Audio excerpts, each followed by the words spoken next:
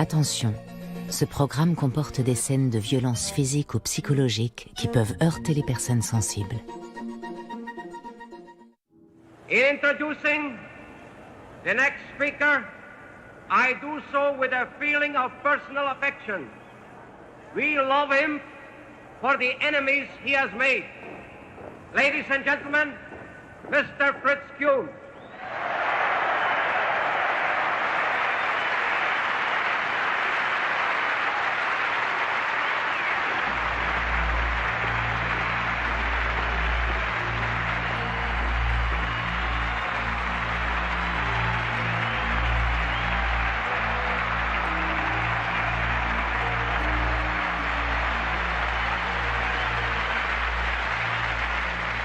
Ladies and gentlemen, fellow Americans, American patriots,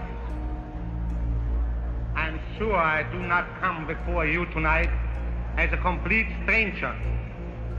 You all have heard of me through the Jewish-controlled press as a creature with horns, a cloven hoof, and a long tail. We, with American ideals, demand that our government shall be returned to the American people who founded it.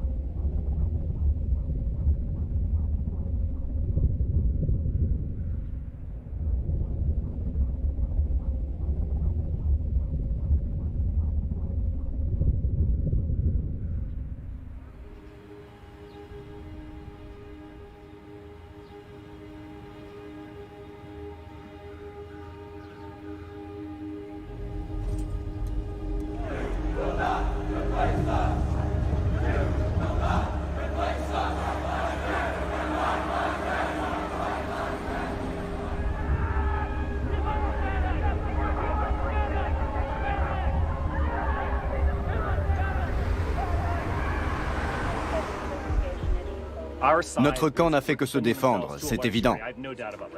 Est-ce que cette journée est une victoire? Bien sûr, on a pu montrer notre détermination. Aujourd'hui, les masques sont tombés. Tout le monde les connaît maintenant. Tout le monde les a vus. Quand ils vont rentrer chez eux, leur famille, leurs collègues de travail, tout le monde va leur dire « Qu'est-ce que tu faisais là ?»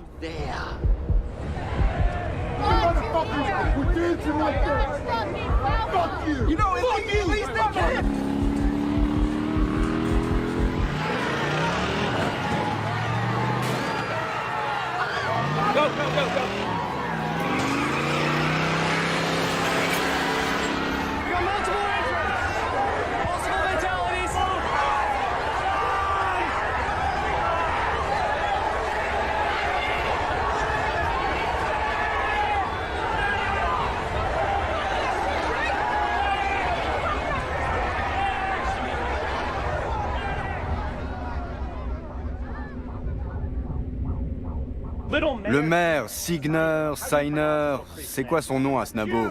Juif, c'est ça son nom. Comme si j'allais reculer devant un nabo comme le maire Signer. On ne reculera jamais. C'est pas fini. Moi, je vous le dis. Peu importe qu'on soit de droite ou de gauche, les faits sont les faits. Quand on ment, on doit répondre des conséquences.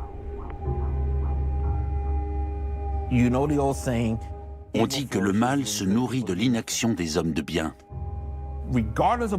Je veux bien que tout le monde ait le droit de dire ce qu'il pense. Mais la réalité, c'est que quand quelqu'un dit ouvertement qu'il est fasciste, il faut réagir, justement pour préserver ses droits. Si on ne dit rien, c'est qu'on est trop lâche pour se battre. Daryl le baril. Ce type pèse au moins 150 kilos. C'est un militant antifasciste qui a fait toutes sortes de recherches et qui consacre sa vie à haïr les autres. Je n'ai pas d'enfants. Je n'ai que des nièces et des neveux. J'espère qu'ils retiendront quelques petites choses de mon combat. Je n'ai rien contre les antifas qui préfèrent rester anonymes et discrets sur leurs activités. Mais moi, je ne peux pas.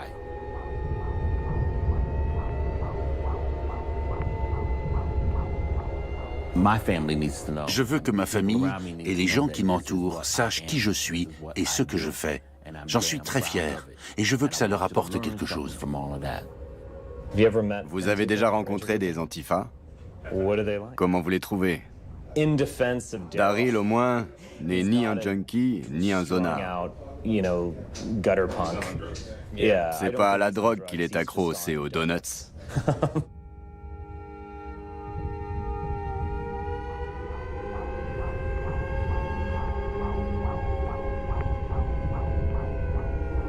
L'idée qu'on soit tous pareils, quelle que soit notre couleur de peau, est absolument ridicule. Hail Trump! Hail our people! Hail victory!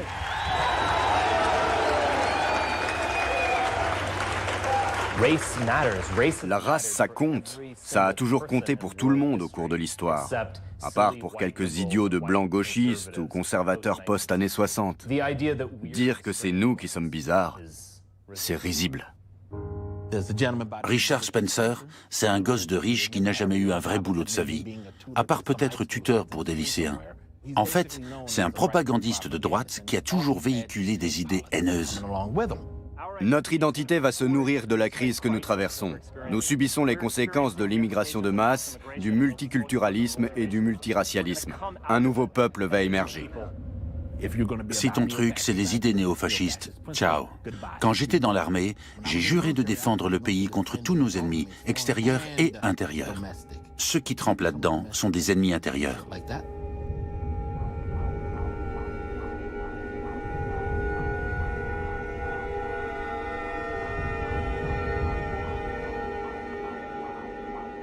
C'est quoi votre film ?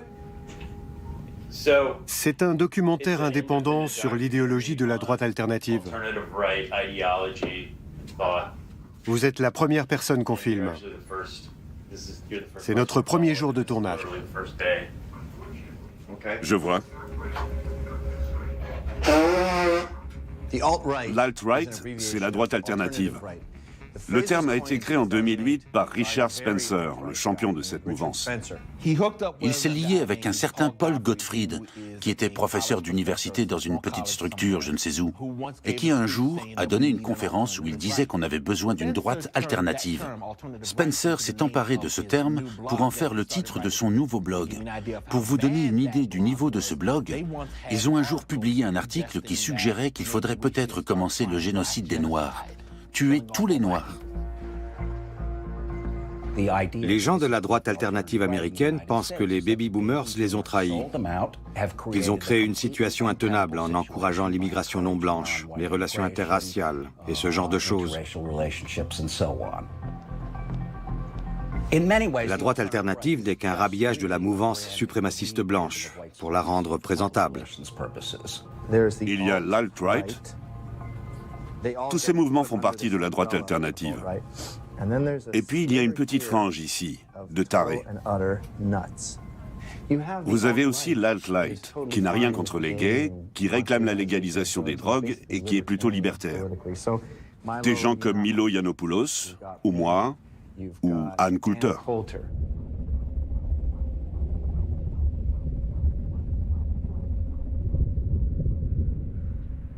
L'alt-right défend des valeurs plus conservatrices, avec un sentiment pro-blanc beaucoup plus marqué, comme dirait Richard Spencer. Il est très intelligent, j'adore débattre avec lui.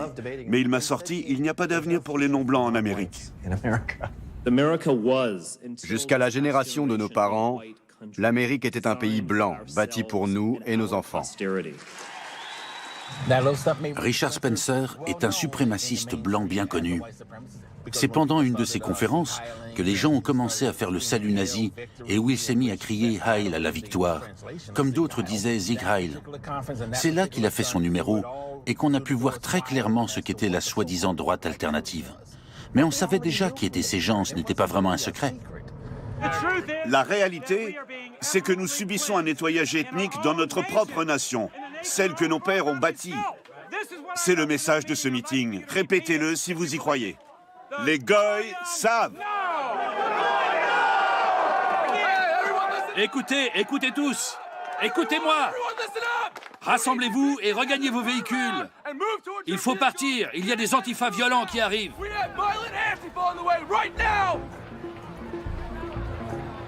On sera agressif, on ira à la confrontation.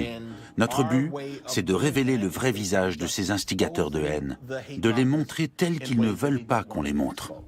Ils sont terrorisés à l'idée d'être démasqués, d'apparaître dans des documentaires ou que les gens sachent qui ils sont. Pour eux, ça veut dire perdre leur emploi et leur place dans la société. Ces gens-là ont plus peur de nous que l'inverse. Daryl Jenkins mène une croisade. Il surveille, dénonce et même importune carrément les suprémacistes blancs. Vous y prenez du plaisir? Ah oui. Physiquement, je le trouve répugnant. Je préfère voir des gens beaux. Tu savais que je serais là? Non, je pensais que tu serais mort. Dans tes rêves. Vu ton obésité, Dommage. ça viendra. Si t'en es réduit à te moquer des gros, franchement... La première fois que j'ai entendu parler de Spencer, c'était en 2011. J'ai assisté à une de leurs conférences de presse. Tout allait bien. C'est ensuite que ça s'est dégradé, parce que c'est toujours un nazi et que j'ai dû le traiter comme tel. Comment va finir l'alt-right? Ça, je peux te le dire. Ah ouais? Ça va faire comme en 45? Daryl Jenkins est un militant noir dont la mission est de réduire au silence des gens comme moi. Ils ont distribué des tracts avec mon nom et mon adresse dans tout le voisinage, avec un message qui disait en substance « Allez cogner ce gars à cause de ses idées ». Aujourd'hui, ce type de comportement est accepté dans notre société parce que le vent souffle dans leur direction. Qu'un pays tolère cela montre bien à quel point il est corrompu. Dire qu'il existe une gauche radicale substantielle aux États-Unis est ridicule. Prétendre qu'il y a une sorte d'équivalence, que d'un côté on a une large droite radicale et de l'autre une gauche radicale tout aussi puissante et effrayante, est faux. Je ne nie pas la réalité historique.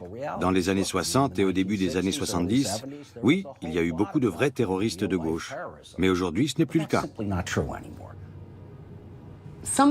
Dans les écrits d'une certaine frange de la droite alternative, on lit que les femmes doivent être féminines et polies.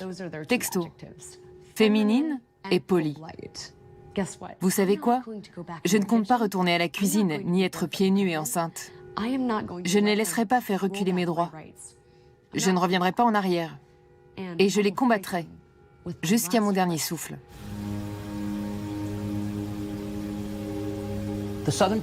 Le Southern Poverty Law Center n'est pas une division de la police. Si nos employés découvrent l'existence d'un projet criminel, ils ne prennent pas de risques. Ils alertent le FBI ou la police locale. Des gens veulent nous tuer à cause de ce qu'on fait. On a été très souvent menacés au fil des années. J'ai été obligé d'installer des caméras de surveillance tout autour de la maison. On vit cerné par les caméras. On a reçu des mails du Ku Klux Klan. À une époque, on était visé par la fraternité aryenne. Et mes patrons ont insisté pour qu'on déménage pendant une semaine. L'année dernière, un tribunal fédéral m'a même averti par courrier que dans l'État de New York, un individu avait acheté une mitrailleuse et que je faisais partie des cibles qu'il voulait assassiner.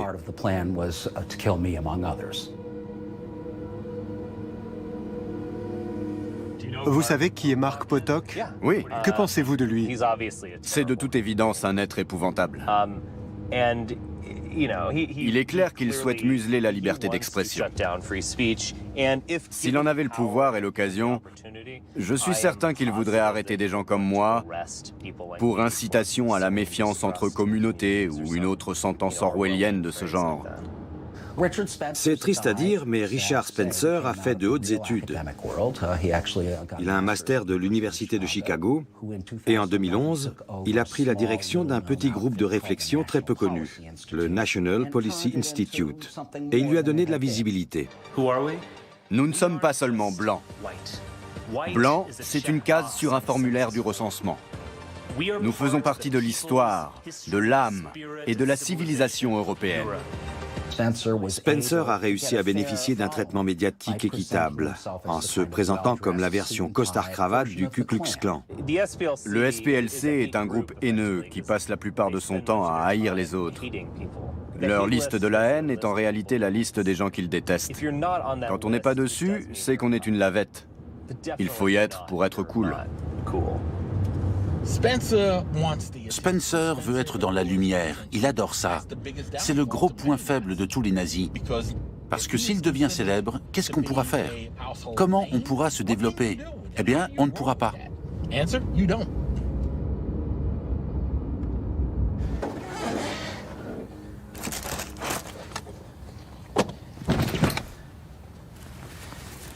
C'est une vieille cagoule du clan qu'un type m'a donnée. Dès qu'ils quittent les mouvances néo-nazis, ils ont tendance à se débarrasser de tous ces symboles. Le H, c'est la 8e lettre de l'alphabet. 8-8, c'est pour Heil Hitler. Cette même personne m'a filé tous ces documents. Regardez, j'en ai 2 sacs pleins. Il y a des albums illustrés, des bandes dessinées racistes et aussi quelques bulletins d'information.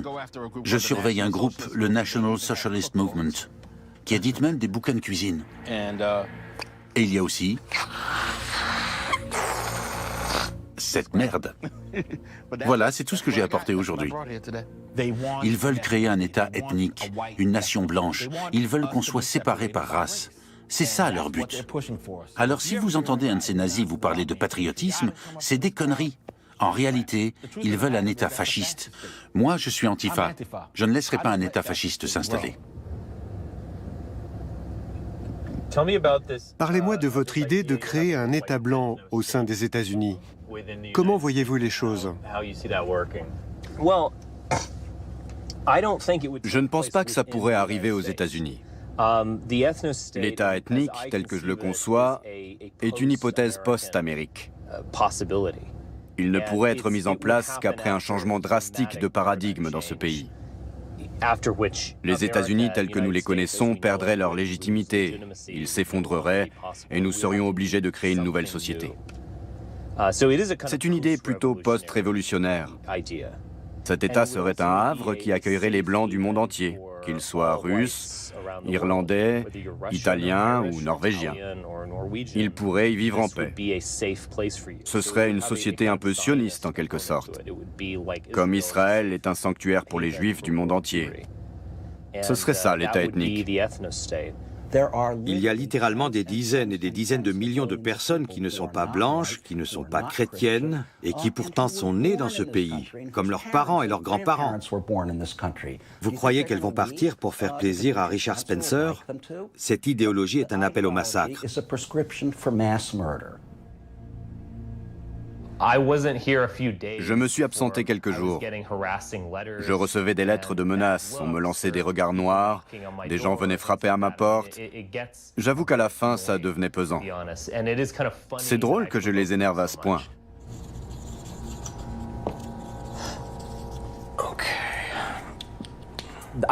J'ai répondu tellement de fois à la question « Est-ce que vous êtes un suprémaciste blanc ?» que j'en ai la nausée. Et je suis presque tenté de dire oui. Pour ces gens-là, je suis le diable. Et les gens sont fascinés par le diable. Je dois être le seul à pouvoir me déchiffrer. Ça vaut peut-être mieux.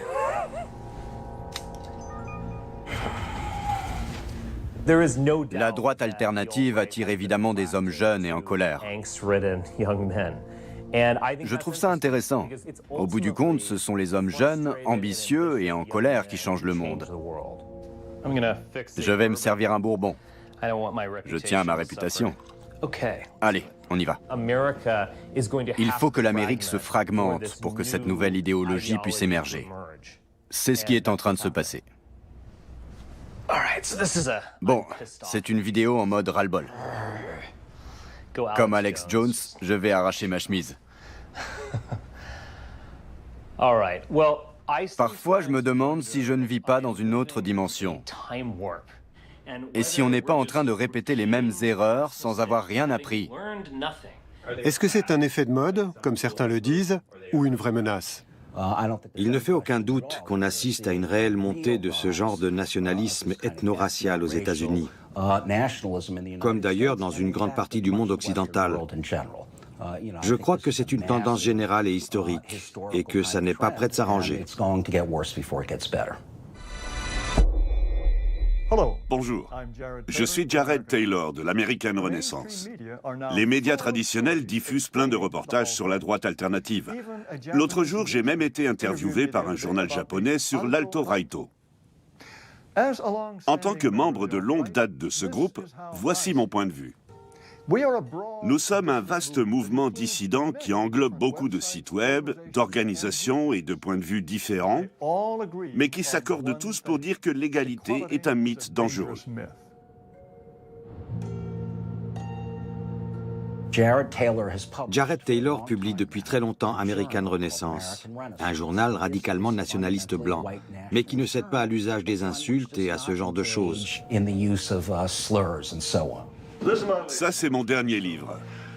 Je vous l'offre bien volontiers. Jared Taylor est considéré aujourd'hui comme le parrain de la droite alternative. Les Asiatiques de l'Est ont en moyenne 3 ou 4 points de QI de plus que les Blancs. Ce sont des différences avec lesquelles il faut composer. Prétendre qu'elles n'existent pas, c'est comme prétendre que les hommes et les femmes sont absolument identiques alors qu'ils sont différents. Jared Taylor et un certain nombre de suprémacistes blancs ont établi cette hiérarchie. Les Asiatiques sont plus intelligents que nous, les Blancs. On n'est pas raciste puisqu'on reconnaît qu'ils sont bien plus forts que nous en maths. Mais évidemment, nous sommes largement plus intelligents et meilleurs, génétiquement parlant, que les Noirs, les gens de couleur, etc. L'idée qu'on pourrait catégoriser des groupes entiers de personnes en fonction de leur QI est absurde. D'abord, comment faire la distinction entre soi-disant noirs et blancs? Si vous avez un ancêtre noir et 20 000 ancêtres blancs, est-ce que ça fait de vous un noir? Et si c'est l'inverse? Ce sont des phénomènes qu'on peut étudier. Les différences existent, mais comme le disait Adlai Stevenson, entre une fiction agréable et une réalité désagréable, les Américains choisiront toujours la fiction. L'argument génétique a été catégoriquement discrédité par pratiquement tous les scientifiques, à part une frange microscopique de l'extrême droite. À présent que je suis considéré comme une personnalité dangereuse, j'ai du mal à convaincre les éditeurs traditionnels de me publier. Avant, c'était eux qui s'en chargeaient. Dans ce pays, les Blancs, et surtout les Blancs du Sud, sont le seul groupe qui n'est pas autorisé à être fier de son identité. Les Hispaniques, les Asiatiques, les Indiens, les Africains en ont le droit, eux. Mais les Blancs, non. Lefties' heads are spinning 'cause they know we're winning. Ça, c'était quand j'étais encore fréquentable. J'écrivais sur le Japon.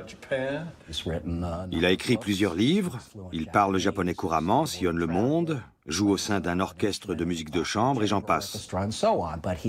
Mais c'est aussi l'homme qui, ces 20 dernières années, a sans conteste œuvré le plus pour intégrer le nationalisme blanc dans le paysage. Pour eux, vous êtes un colporteur de haine.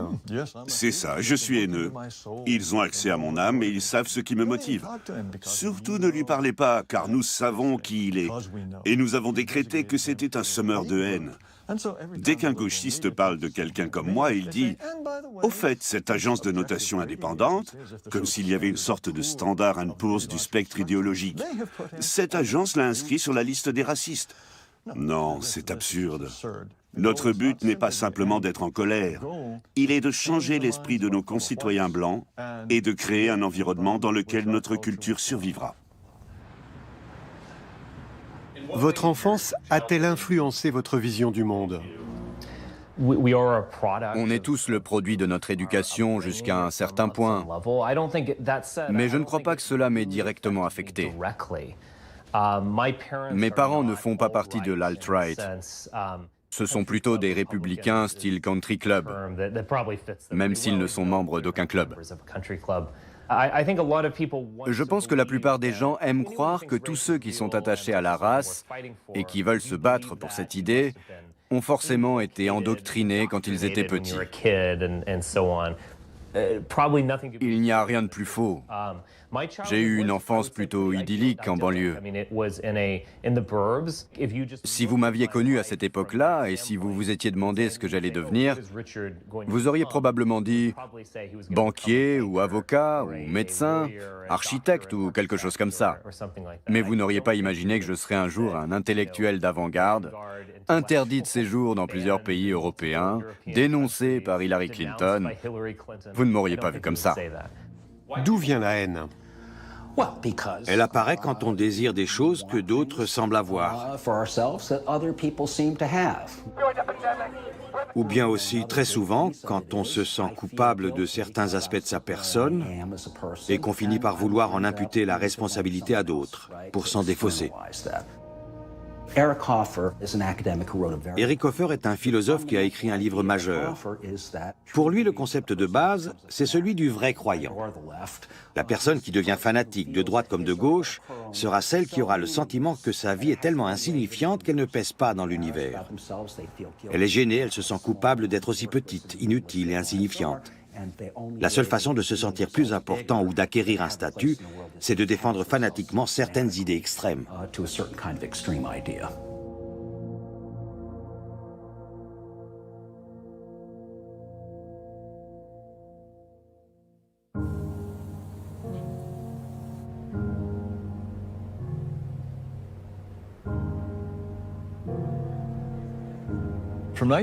De 1994 à 2008, nous donnions des conférences une année sur deux dans des hôtels sans que cela pose vraiment de problème.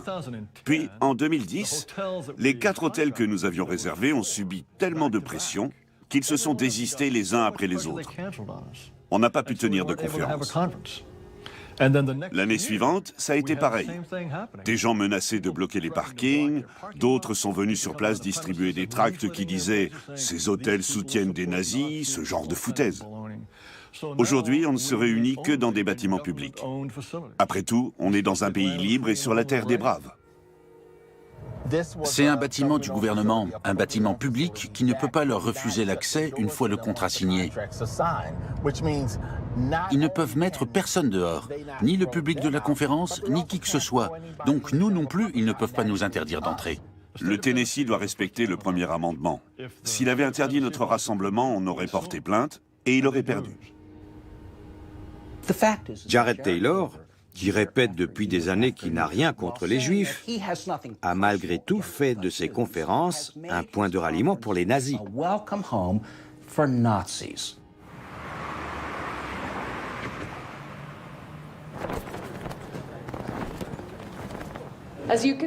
Comme vous le voyez, nous avons passé la nuit dans cette église. Je la remercie de nous avoir hébergés.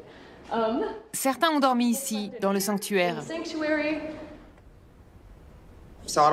J'ai vu sur Facebook qu'ils manifestaient et qu'ils cherchaient des hébergements sur place. Alors j'ai appelé notre prêtre et je lui ai demandé s'il était d'accord. Ça fait partie de notre mission de prêcher l'amour, l'acceptation de l'autre et le refus de la haine. Alors on leur a ouvert l'église. Vous l'aviez déjà fait? Non. Mais vu le climat politique, je pense qu'on doit tous faire ce qu'on peut.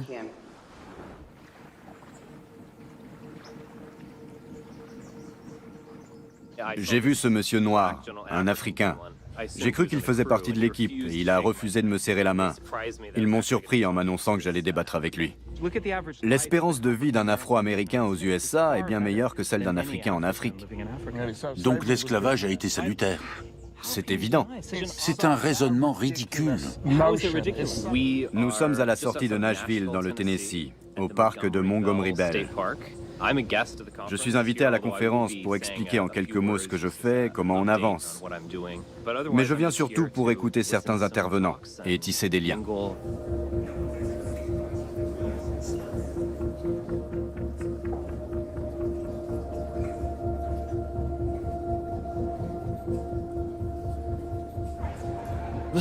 C'est la première fois qu'on doit clore les inscriptions un mois avant la conférence. Nous avons environ 300 participants. On en aurait eu 400 ou 450 si la salle avait été plus grande. Combien ici assistent pour la première fois à une conférence d'American Renaissance?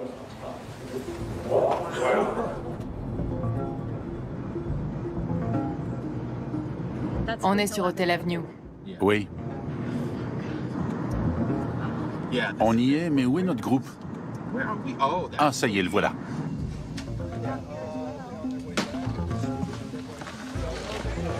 Bonjour, vous êtes de la NAACP? Daryl Jenkins du One People's Project.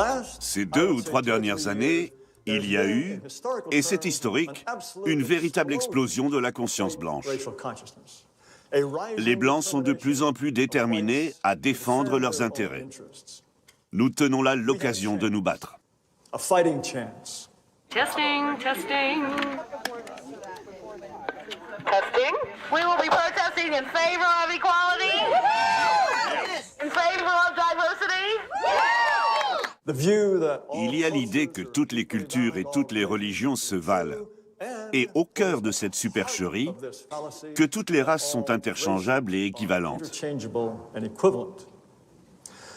Mais une autre plaque tectonique avance en sens inverse. Et c'est nous. Nous sommes de plus en plus nombreux. Et quand 2 plaques tectoniques se rencontrent, il y a des séismes.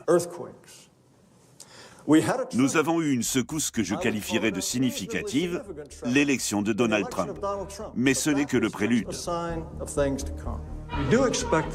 Attendez-vous à voir des manifestants de très près. Nous avons été fortement mis en garde par la police d'État du Tennessee qui nous protège. La police du parc décourage toute interaction avec les manifestants. Je sais que nous sommes tous curieux de les voir. On peut même être tenté d'aller les renifler de près. Je vous en prie, contrôlez cette envie.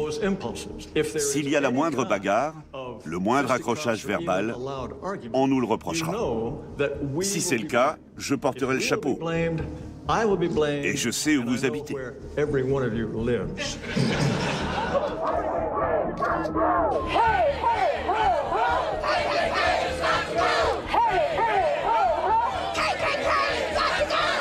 Venez voir les spécimens. Nobody cares about that racist, white supremacist shit. Nobody gives a fuck. Je suis tout à fait prêt à tracer une ligne au milieu des États-Unis et à dire à tous les non-blancs, choisissez le côté que vous voulez. On s'installera de l'autre. Si c'est nécessaire pour éviter d'être systématiquement réduit à une minorité de plus en plus détestée, je pense qu'il faut y réfléchir.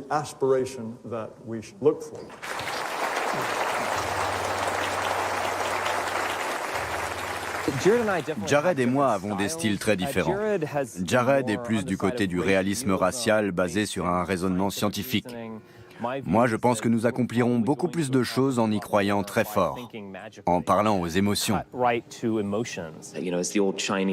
Comme le dit ce vieux proverbe chinois, « Puissiez-vous vivre une époque passionnante ». Eh bien, c'est le cas. Nous sommes à un point de rupture et j'adore ça.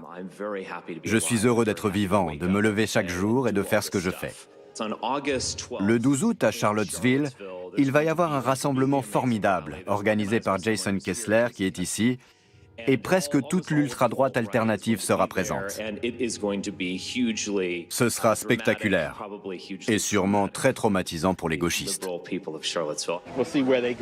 Où qu'ils aillent, On les poursuit. on les poursuit. Coucou, c'est nous. C'est notre mission. Merci. J'ai passé 5 ans à Charlottesville. Je connais bien les statues. On va s'amuser, ils s'en souviendront.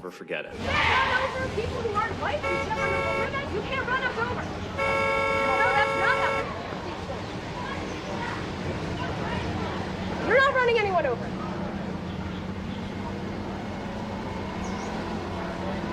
Racist! Look at us, red fucker! Uh-oh, did something bad happen? Jim, let's go check this out. We better go check and see what happened. There's only a few. There's somebody's fighting.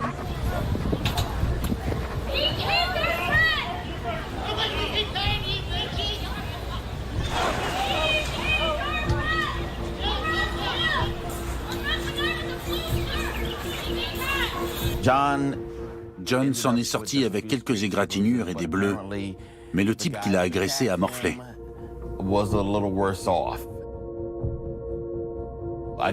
Ils ont dû le transférer à l'hôpital de Nashville par hélicoptère pour le soigner. All they'll say as of right now is that they're both under arrest. But it wasn't his fault, though, right? No, he defended himself. Yeah, he was arrested. J'ai une annonce désagréable à faire. L'un de nos membres m'a désobéi et s'est battu avec un antifa. On l'a transporté à l'hôpital. Il est vital d'éviter ce type d'incident. Le mieux, c'est encore d'ignorer ces gens. Ils cherchent à nous provoquer. Nous sommes censés être une race avec un QI développé. Nous sommes censés savoir fixer des règles et les respecter. Je suis très en colère. Cela va ternir notre image, celle d'American Renaissance et la vôtre. Aussi, je vous implore de ne pas imiter ce crétin. Il s'est battu avec 4 ou 5 manifestants et il a fini à l'eau. Il a été interpellé et conduit à l'hôpital. Ça ne doit pas se reproduire.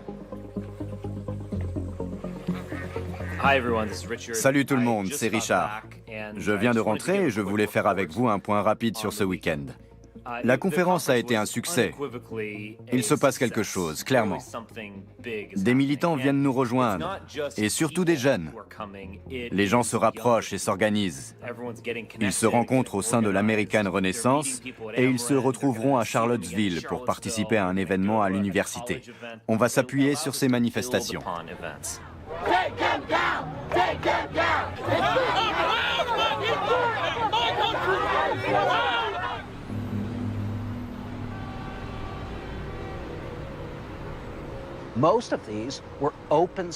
La plupart de ces statues célèbrent ouvertement la suprématie blanche. Pour vous donner un exemple, dans la petite ville de Colfax, en Louisiane, il y a un obélisque érigé en 1920 qui commémore comme des héros 3 Blancs morts pendant le massacre de 150 unionistes noirs par des Blancs après leur reddition. C'est incroyable qu'une civilisation ait érigé un monument à 3 individus qui sont morts en assassinant 150 personnes. On leur rend hommage comme si c'était des héros. On a parlé du problème des monuments qui sont démantelés à la Nouvelle-Orléans et ailleurs.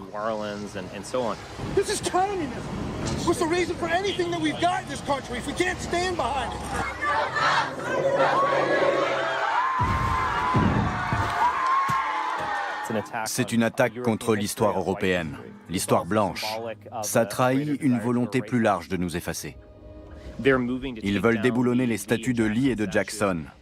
Il va y avoir des centaines, voire des milliers de personnes qui vont défiler à Charlottesville. Ça va être la folie.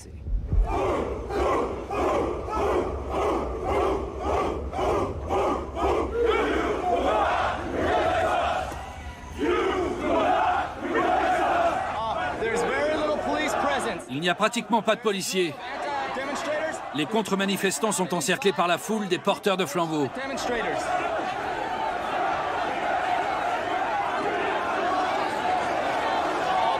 On dirait qu'il y a une bagarre. Oui, une bagarre a éclaté.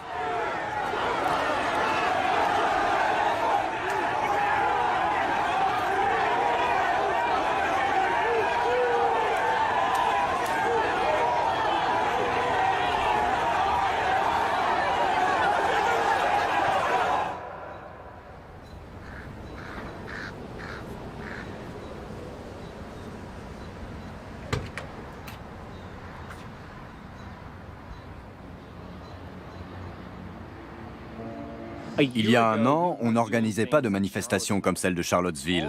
Le militantisme qu'on voit aujourd'hui n'existait pas.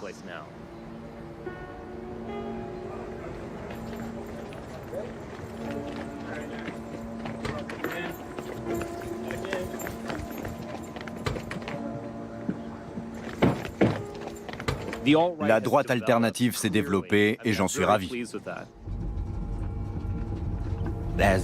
Plus leurs rangs grossissent, plus les nôtres aussi. Pas avec des gens habillés en noir qui vont venir casser des fenêtres, mais avec de simples citoyens qui, au cours de leur journée, vont juste dire « Nous, on ne veut pas de ça ». Et on sera de plus en plus nombreux. Is this us? I mean, is DFC? I mean, I'm just curious as buses. So they're with us, right? I'm actually going to get a little whiskey. Yeah, I just want to touch, just to get loosened up. Get back that old cocky Spencer confidence, right? Hail Victory.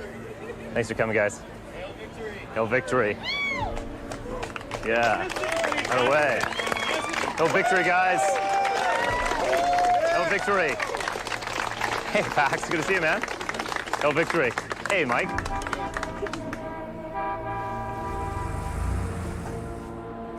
I don't know what's going on with Trump. I'm in that kind of, I don't want to quite hate him. But we got Jews running us, so what do you expect? Right. Right. We expect with Jews running your country. Yeah. Ça peut très bien se passer pacifiquement, ça peut aussi dégénérer. C'est tout à fait possible. Moi, ma philosophie, c'est de ne jamais reculer.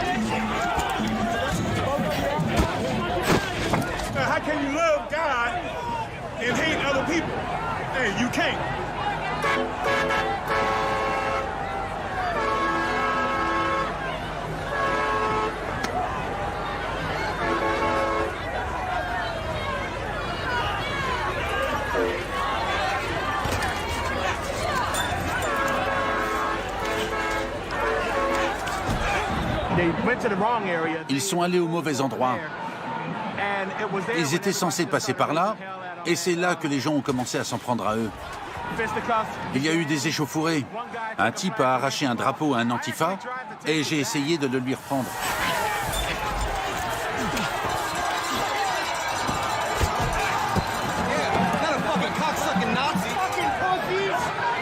Et là, ça a été l'enfer. Apparemment, le gars a eu son compte. J'ai des photos de lui avec le visage en sang. Police are just doing nothing.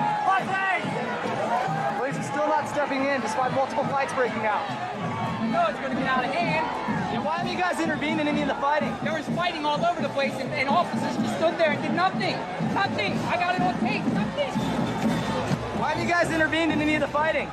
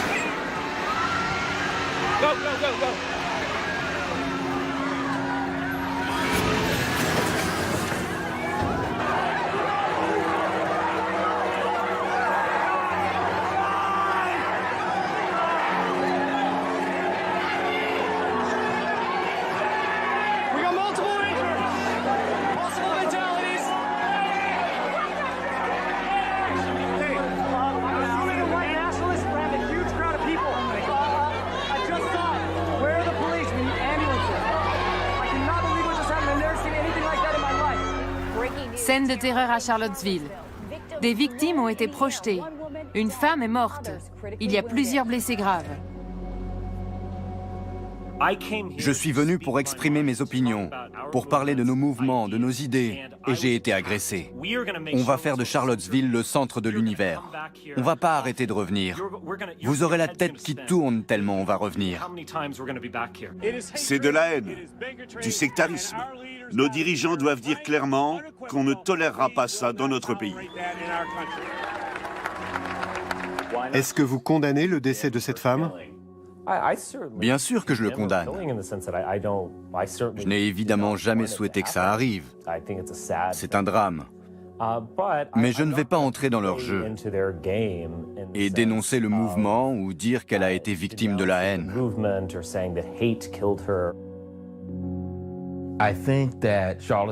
Ce qui s'est passé à Charlottesville a été un choc. Ça a poussé les gens à réaliser qu'on ne pouvait pas faire comme si les nazis n'existaient pas. We condemn in the strongest possible terms this egregious display of hatred, bigotry, and violence on many sides. On many sides. What about the alt-left that came charging at the, as you say, the alt-right? Do they have any semblance of guilt? You had a group on one side that was bad, and you had a group on the other side that was also very violent. And nobody wants to say that, but I'll say it right now. Le président Trump vous a appelé. Est-ce que vous lui avez parlé? Non, et je ne le ferai pas. Je ne parlerai pas au président après ce qu'il a dit sur ma fille. The statement I made on Saturday, the first statement, was a fine statement. Je m'attendais à ce que Trump réagisse comme un idiot. Et il ne m'a pas déçu. Ce qui me met en rage, c'est à quel point les gens sont démunis face à lui. All right, we're live. We're live. Might as well run it. Good time. Yeah, guys. Let's do it. Let's go. Let's move. We are peacefully here. Yes. We're not breaking any law, in fact. Well, you're asshole. We said we would be back. We're back. You can see we are peacefully walking.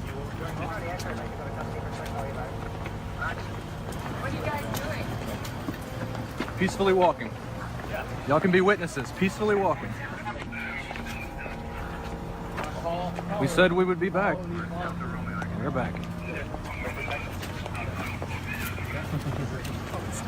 You can see we are peacefully walking.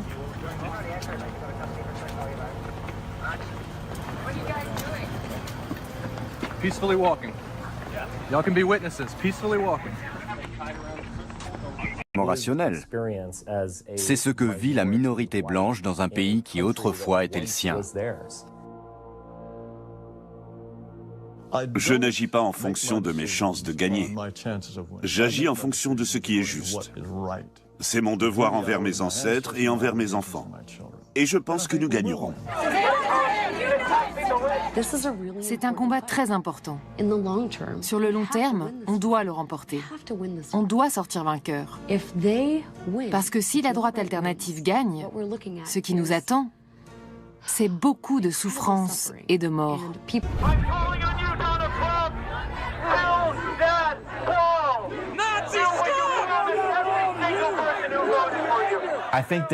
Pour moi, Spencer brasse beaucoup d'air pour l'instant. Il ne voulait pas jouer les aboyeurs de foire, ni être dans la rue à hurler la vieille rengaine que les suprémacistes blancs répètent depuis 50 ans. Il pourrait être sénateur à l'heure qu'il est.